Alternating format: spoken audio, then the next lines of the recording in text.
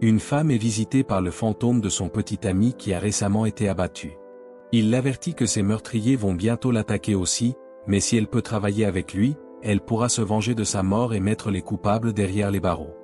Le film fait ensuite un saut de quelques semaines en arrière avec l'introduction de nos protagonistes, Sam Weat, un banquier talentueux, et Molly Jensen, une potière talentueuse. Ils forment un jeune couple où il paie tout et elle sait comment toucher des céramiques. Ils ont emménagé dans un appartement de New York il y a quelques jours et sont actuellement en train de l'aménager. Le duo est éperdument amoureux l'un de l'autre et commence à planifier leur avenir.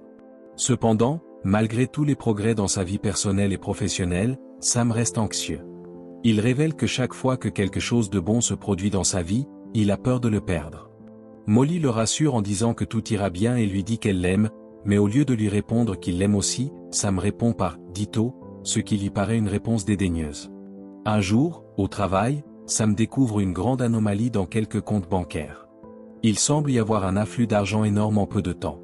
Sam se méfie et change le code d'accès, de sorte que personne ne pourra retirer ou déposer de l'argent sans qu'il le sache. Il en parle aussi à son bon ami et collègue Carl Brunet. Cette nuit-là, Sam et Molly rentrent chez eux après avoir vu Macbeth dans un théâtre local.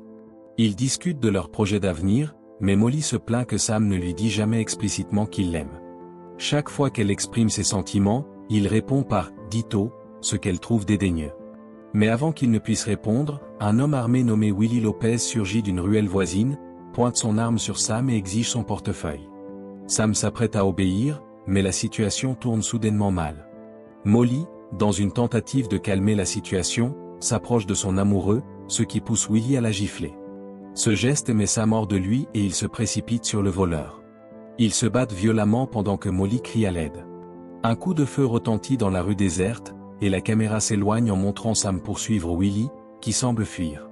Il semble que le voleur est abandonné, et que notre héros ait pris le contrôle de la situation. Cependant, lorsque Sam revient à l'endroit où il se trouvait, il découvre une scène glaçante. Molly pleure sur son corps sans vie. Sam, bouleversé, tente de toucher son propre visage, mais ses mains traversent le corps, et bientôt deux personnes passent à travers lui comme s'il était fait d'air.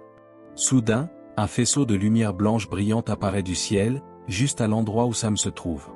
Il est évident qu'il s'agit d'un chemin envoyé par les anges pour emmener Sam au paradis, mais il refuse d'y aller et court de retour vers l'endroit où Molly essaie toujours de le réveiller. Elle ne se rend pas compte que son amoureux est déjà décédé. Peu de temps après, une ambulance apporte le corps de Sam à l'hôpital où il est officiellement déclaré mort. Le fantôme de Sam observe tout cela, encore perplexe et incapable de comprendre ce qui se passe. Il s'assoit près de la civière sur laquelle son corps est posé. C'est alors qu'un vieil homme arrive sur les lieux et demande ce qui est arrivé à Samedi. Il s'avère que cet homme est aussi un fantôme, qui hante encore le monde des vivants. « Ta petite amie, une potière aussi, n'est-ce pas ?» dit-il.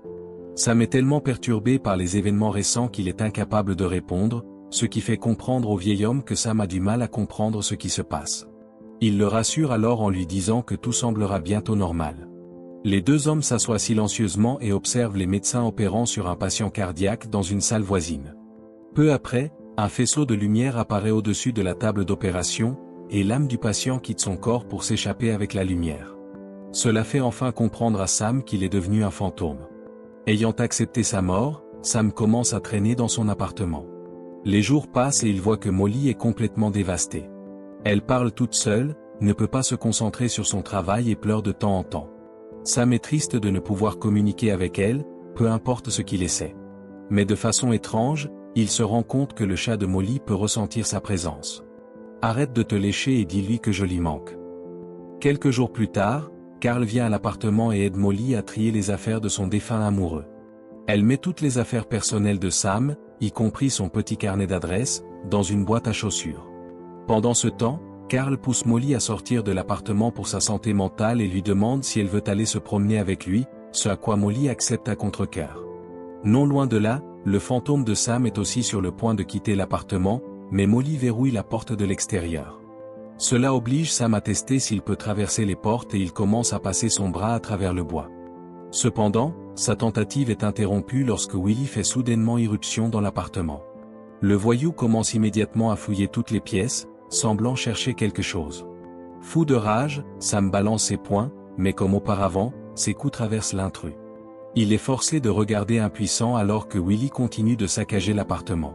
Malheureusement, les choses empirent lorsque Molly rentre chez elle. Le tueur, qui porte une arme, est toujours dans l'appartement et sait qu'elle arrive. Sam tente désespérément de la prévenir du danger imminent, mais en vain. Elle monte directement à l'étage, dans sa chambre, et commence à se déshabiller. De son côté, Willie se cache et observe la scène comme un pervers. Désespéré de sauver l'honneur et la vie de sa petite amie, Sam élabore un plan. Il aperçoit le chat de Molly à proximité et se souvient de la façon dont il avait perçu sa présence plus tôt, alors il se jette sur le chat, effrayant l'animal. Celui-ci, à son tour, saute sur Willie et lui griffe le visage. Cela oblige Willie à sortir de sa cachette et à fuir l'appartement. Après avoir évité le danger pour l'instant, Sam décide de suivre Willie. Il traverse la porte fermée et poursuit le voyou dans les rues extérieures. Willie se dirige bientôt vers la station de métro voisine et monte dans un train. Sans que le meurtrier ne le sache, le fantôme de Sam le suit de près. Au début, tout semble normal, Sam gardant un œil sur Willie, mais soudain, un grand passager au look rugueux se lève, s'approche de Sam et traverse Willie qui se tient à proximité. Il est évident que l'homme est aussi un fantôme, toujours présent dans le monde des vivants pour une raison quelconque. Les choses deviennent encore plus étranges lorsqu'il attrape le cou de Sam et lui pousse la tête hors du train. Puis l'homme tire Sam à l'intérieur avant de le jeter à travers le wagon. L'homme déclare audacieusement que ce train lui appartient et dit qu'aucun autre fantôme n'y est autorisé. Heureusement pour Sam, Willie descend à la station suivante, ce qui signifie qu'il n'a pas à affronter le fantôme psychopathe pour le moment. Il continue à poursuivre le voyou et arrive bientôt dans une partie peu glamour de Brooklyn. Là, Sam voit le nom du criminel sur la porte et entre dans son appartement. Peu après, Willie reçoit un appel téléphonique et une information glaçante est révélée. Il s'avère que la mort de Sam n'était pas simplement un accident, quelqu'un avait payé Willie pour le tuer. En fait, Sam réalise que le voyou va revenir dans l'appartement, car il veut le portefeuille. Comme si cela ne suffisait pas, il voit Willie jeter un regard sinistre sur le permis de conduire de Molly. Sam avertit bruyamment le voyou de rester loin d'elle, mais personne ne peut l'entendre. Après cela, un Sam désorienté sort et commence à errer dans les rues de la ville, cherchant désespérément de l'aide lorsqu'il voit un étrange bureau à proximité. Il y a une pancarte publicitaire pour Oda Mae Brown, une arnaqueuse locale qui se fait passer pour une médium pour les personnes ayant perdu des proches. Sam entre dans le bureau et voit Oda Mae feindre ses capacités devant une vieille femme qui a perdu son mari. Il est peu impressionné et la critique pour avoir arnaqué la cliente.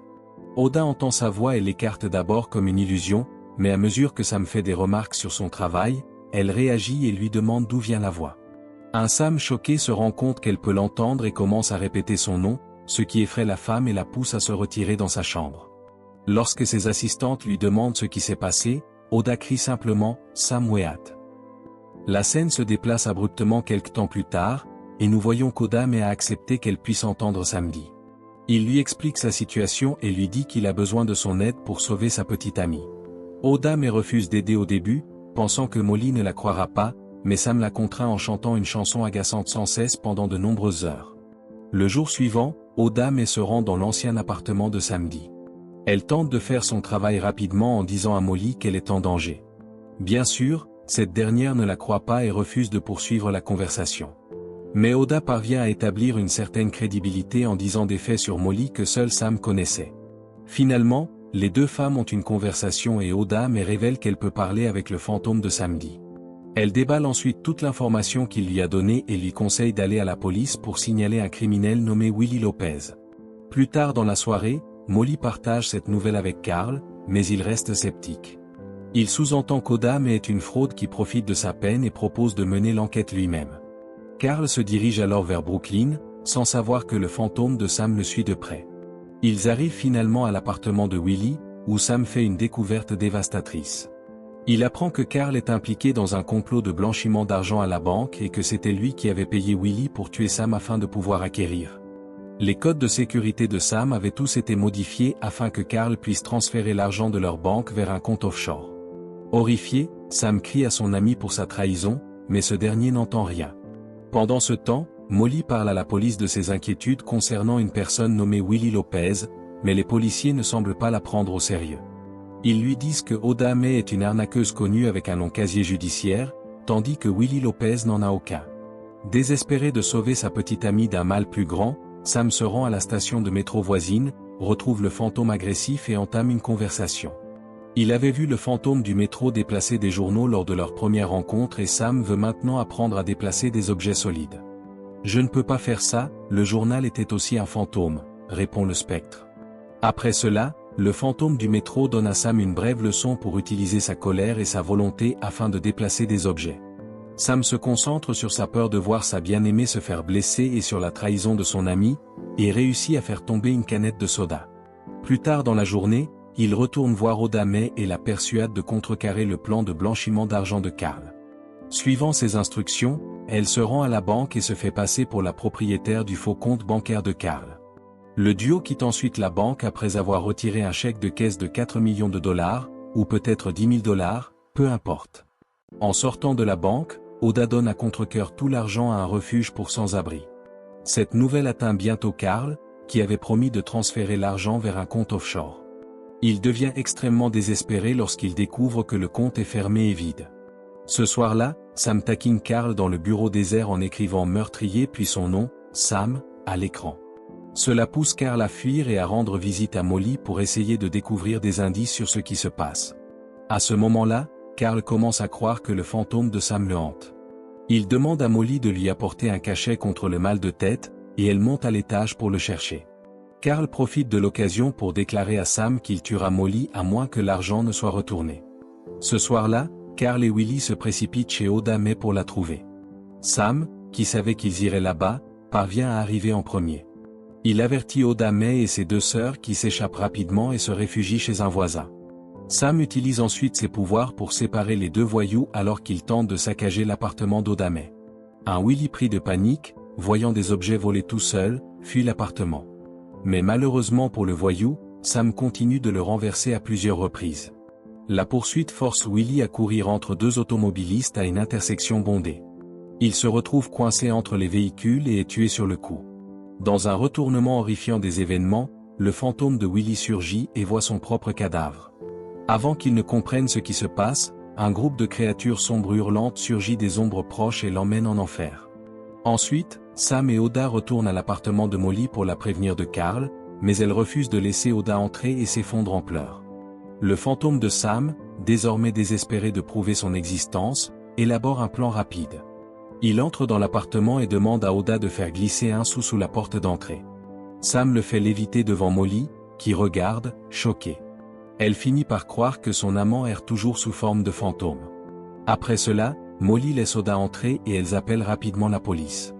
En attendant les policiers, Oda permet à Sam d'utiliser son corps pour qu'il puisse partager une dernière danse avec sa bien-aimée. Cela semble être un bon compromis pour Oda May. Malheureusement pour le trio, Carl arrive avec l'intention malveillante de tuer Molly et Oda May. Les femmes s'enfuient tandis que Sam est momentanément affaibli, ayant utilisé beaucoup d'énergie pour posséder le corps d'Oda. Entre-temps, Carl poursuit les deux femmes jusqu'à une pièce de stockage. Il parvient à saisir Oda May et la menace de la tuer. Cependant, Molly intervient et retient Carl assez longtemps pour permettre à Oda de s'échapper.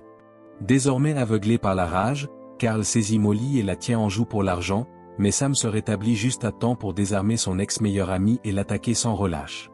Désespéré, Carl tente de s'échapper par une fenêtre et lance un crochet de scaffolding dans la direction de Samedi. Il se balance et brise la vitre en haut de la fenêtre. Malheureusement pour Carl, un énorme éclat de verre glisse et l'empale mortellement avant qu'il ne puisse grimper dehors. Quelques instants plus tard, le fantôme de Carl surgit de son cadavre, stupéfait, et voit enfin le fantôme de Sam qui se tient à proximité, mais ce dernier a un air solennel. Avant que les deux ne puissent se battre, les créatures sombres arrivent une nouvelle fois et traînent Carl, hurlant, vers l'enfer. Après cela, lorsque Sam se rend auprès des femmes pour savoir si elles vont bien, Molly réalise soudainement qu'elle peut l'entendre. Une lumière céleste emplit la pièce et Sam devient totalement visible pour les deux femmes. Il se retourne et voit des centaines de personnes, probablement des anges, dans un portail vers le ciel. Sam peut maintenant partir, ayant accompli sa mission. Le film se termine alors qu'il partage un dernier baiser avec Molly avant de partir pour l'au-delà.